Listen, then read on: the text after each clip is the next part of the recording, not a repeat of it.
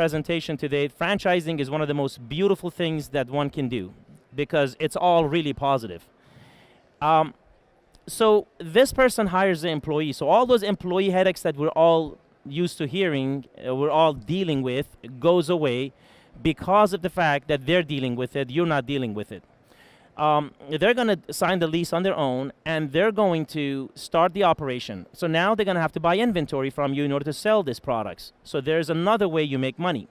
So the inventory that you sell these franchisees, of course, the price is higher than where you buy it from. So now this is the second method for you to make money. You made money up front with the franchise fee. Now you're making up money on inventory you're selling to them. And the third way becomes the royalty that they're going to pay you. So as they start selling these products or services, they're going to pay you royalty, which is usually 5 to 15% off the top, which is the sales, gross sales that come in.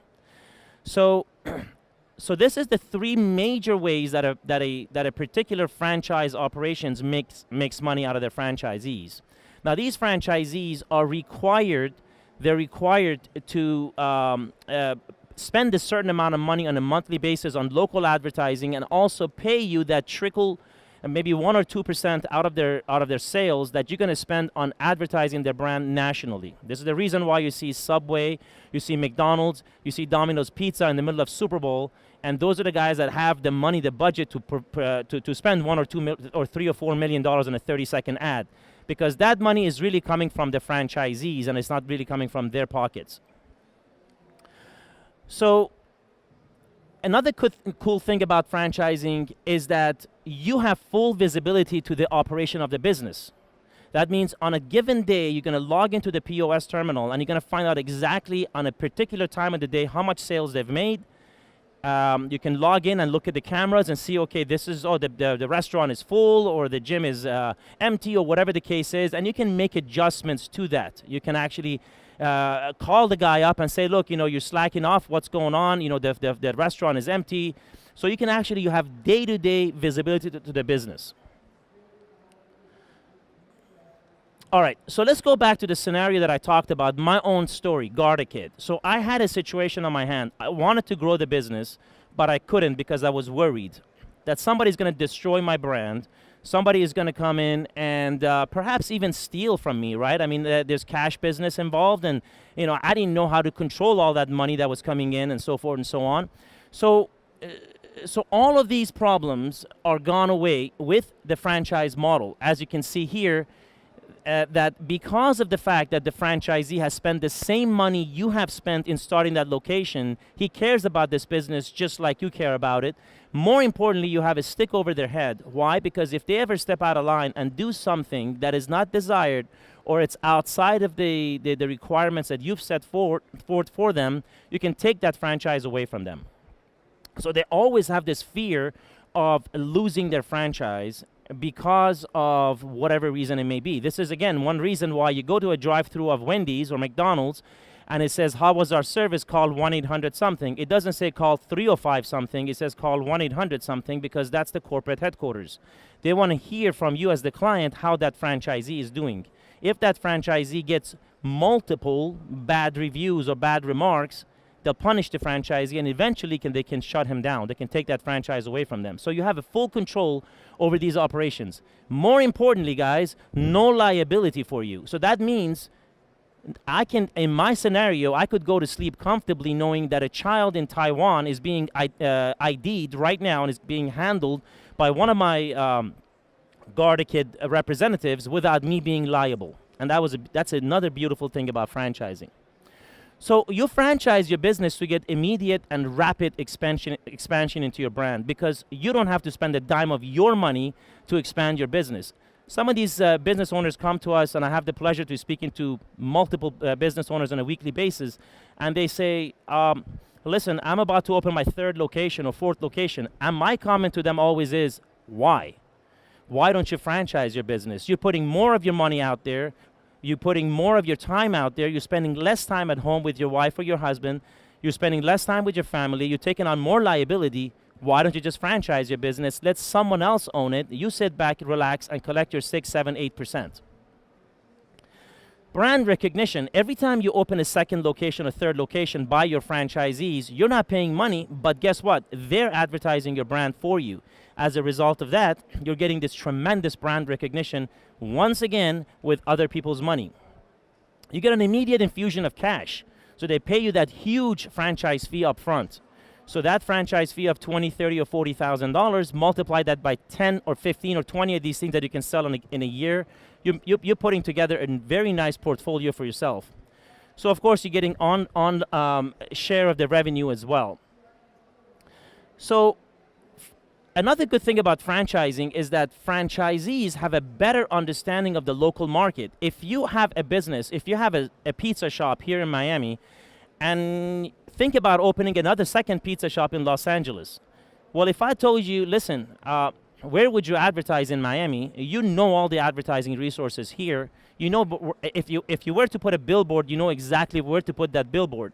But if you ask me in Los Angeles, I have no clue. I have no clue where to advertise. But the guy that lives in Los Angeles, he knows that much better than you. So he has a better understanding of the local market. And allows you to maintain control of your business, of your products, and pricing. You know, you guys see sometimes these big franchises, they have new products that they bring in. McRib is a good example of McDonald's, where they introduce it in the seasonally and then they take it away. Franchisor is dictating that to each location, telling them, now you must sell this product. Now you must sell breakfast all day. So that's the power that you have as a franchisor over each one of your locations. So every time you sell a franchise, you get all of the benefits that I've talked about, but more importantly, you're getting a lot of funds up front, which allows you to spend those funds and develop better products and better services, which is going to feed right back into your business, and this whole circle continues. And again, with more buying power, if you're buying 10 pounds of tomatoes for your pizza sauce on a weekly basis, when you have 10 franchises, now you're buying 100 pounds of tomatoes at a time, meaning your prices are going to go down, meaning now you can actually do that $5 footlong as a sub shop that no other location can compete with you.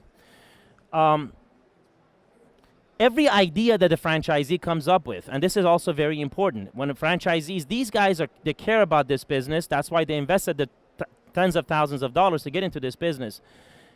Every single day that they're home, they're going to sleep, they're thinking about the business like you are. So they come up with ideas. All of those ideas relating to your business belongs to you. So it comes right back to you. $5 footlong, I just mentioned that a second ago, is a great example of that. This is an example of a franchisee of Subway that was actually hurting. Their business wasn't doing very well. So he had this idea of, hey, maybe I can lower my prices. I can offer a footlong sandwich for $5. He ran the idea by corporate, and the corporate noticed that this guy is hurting. What's the other alternative? He's going to shut down. Let's give him the benefit of the doubt. Let him try it out. So he actually put the signage out there and said $5 footlong. The next day he had a line out the door. And that's the whole idea of $5 footlong that's been running for so long now with Subway was born. So the franchisee came up with that idea, and it was owned by the franchisor. Tropical Smoothie Cafe is another very good example of that. So there was a local franchisee here in South Florida where, you know, customers are not there. You began mixing things, and he started putting avocado in one of the shakes. South Florida, avocado is a pretty good product here.